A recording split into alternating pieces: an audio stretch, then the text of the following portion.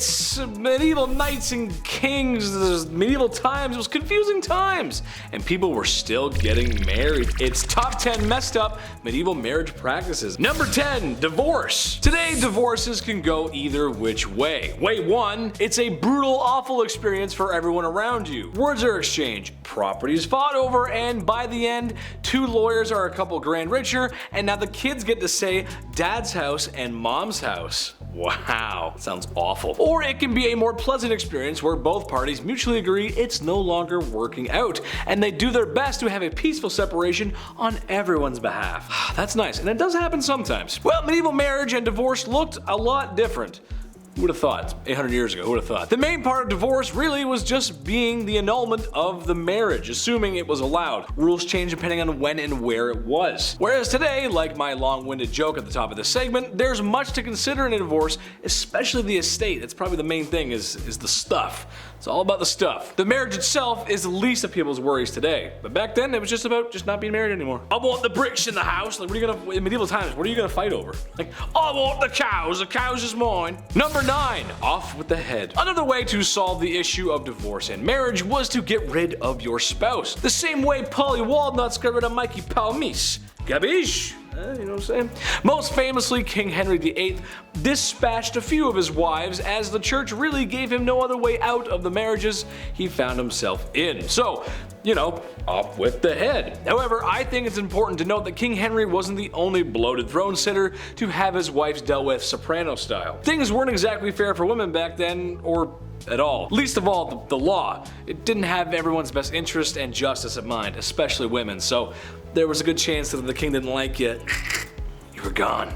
Happened all over. Number 8, adultery. There you were, standing like a wallflower at your town's clubhouse. Ours was called the Lions Club. You know what I'm talking about, small towns. Wearing a little old thing your sister lent you.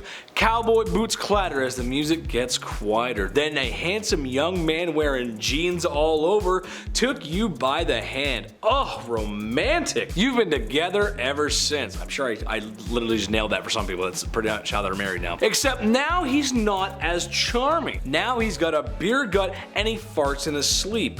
Ugh. Oh well, that's married life. I'm sure the medieval people went through a very similar process. What am I getting at? Well, when you get married, it means you're with that person forever. That includes the bedroom. Well, kings and queens of ye olde times ignored that rule. Besides the obvious political reasons for marrying, which I'll get to later, what was the point of marrying for love if you're just gonna have 30 mistresses or a secret lover?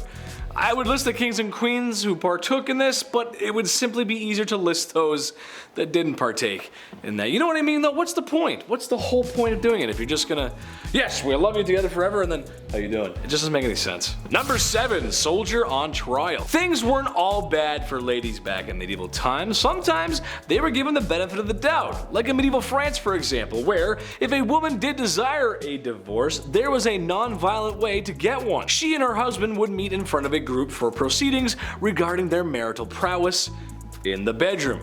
Of course, why else would I be talking about it? Meaning she had to prove that he could not prove himself a man in the bedroom. Happens to a lot of guys. In a nutshell, that means a group of people would handle, grab, stare, and examine a man's gabagool, pichadillo, sausage, Woody the Woodpecker, the olive branch, the Edmund Fitzgerald, the ballpark hot dog, the ambassador, the trombone, the one-eyed Bob, and the heat-seeking trouser rocket. That's a good one. You guys get the point. It was a very embarrassing process, but if he couldn't produce results in front of prying eyes, then, well, that means she's leaving.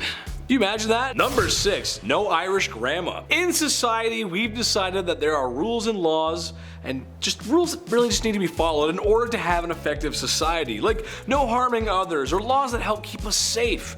However, there's some laws that just don't need to be said. Some rules are self-explanatory, like no diving in shallow water. Yeah, that makes sense. You don't want to hurt yourself. No pooping in public. Of course not. I would never. I promise. And you can't marry your nan. That's right, you can't marry your nan. Yes, that's right. A law from medieval Ireland hits us with a marriage law stating that no man shall marry the wife of his granddad. You see, that's when you didn't have to tell us. We knew that. I knew that. Everybody knew that. Marriage laws were changing at the time because of English rule, and a lot of other laws were changing too, but the close family nature of their marriages, well, things got a little confusing. It was just about the time. I'm not allowed to say I don't think, but it was that's what it was. So they were changing laws, but it was kind of gross. Ugh. Now I feel gross talking about it. Number 5. The Bedroom Handbook. Like previously said before, when you marry someone, it's for life. You learn to love, and you do the bedroom dance with that same person for the rest of your life. For some folks, this was their first time, and as we all know and remember, that can be awkward.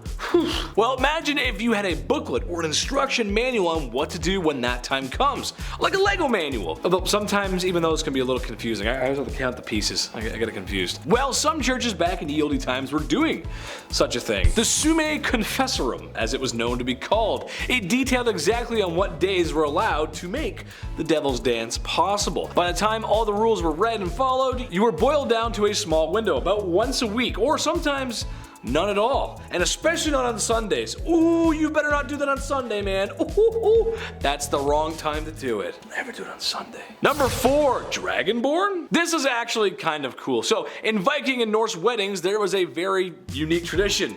We'll call it a tradition where the very handsome and brave groom would be tasked with a quest.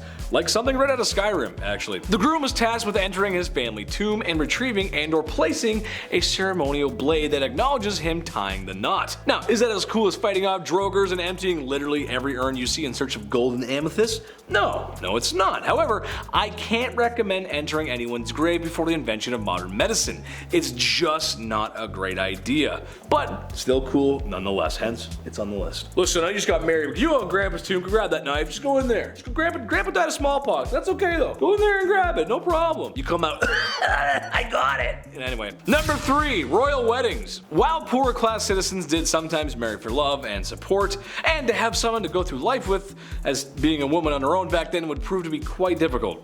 Sometimes difficult more than it should have been. Medieval times set a very troubling precedent for those at the top. A lot of times, princes, princesses, kings, queens, and really anyone who held power or land were oftentimes married off to benefit that of a nation or a kingdom from which they came. In a nutshell, these marriages were political agreements, not holy matrimony, if you can call it that. Many times in history, nations swapped sons and daughters in order to save a little skin. Some marriages might go sour over time, but imagine one that you didn't want to be in from the start. Oof. And if you speak up, your whole kingdom might collapse. Yeah, not a good time, not a good scenario. Number 2, witnesses. I've talked about it before, but it still doesn't make it any better or easier. Every person you see walking around today was created by a couple things. 2 people, a Barry White record, and a little bit of friction. Unless you're a test tube baby. Sometimes, like you're a clone in Camino, you know what I mean? And Star Wars, you know, the big tube thing? Anyway, that's life. However, a lot of these moments are private, and they probably should be private, unless you're an exhibitionist or something. That's how you do things. Well, a lot of times for a marriage to become official, established members from your village or community would come and watch you consummate the marriage. Yes, that's right. Mom, dad, the bishop, heck, maybe even the gravedigger down the road because he's got an important job. My question is, what do you say when that's happening? Do you cheer? Do you laugh? Do you... Way to go, kid. That's my boy. What do you do? It's so gross and Close the door, Dad. Number 1, divorce by trial. My personal favorite on this list, divorce by trial or divorce by combat. Either or, same thing. It's exactly what it sounds like. What if divorce court had a little less paper signing and a little more club swinging? Sprinkle in a little bit of Hunger Games and bam boom, you got yourself a medieval divorce. It was a fight until you had to call Dompe the gravedigger. The wife had a sling and a stone, the man had a club and was stuck in a hole waist deep just to even the odds.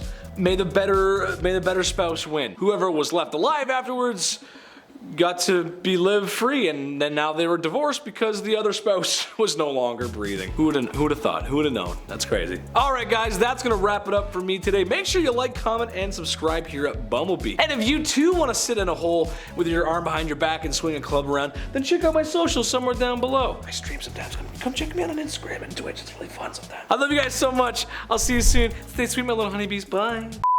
Getting divorced sucks, and I wouldn't want to give half of my stuff to anyone, but if I was getting divorced, they can have half of this. I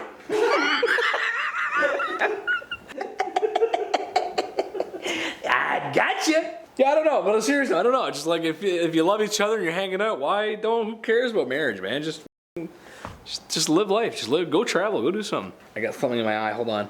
Sorry, editor. Something in my eye. They Summe Confessorum. Fuck me. Why do people name that? Every person you see walking around. Excuse me.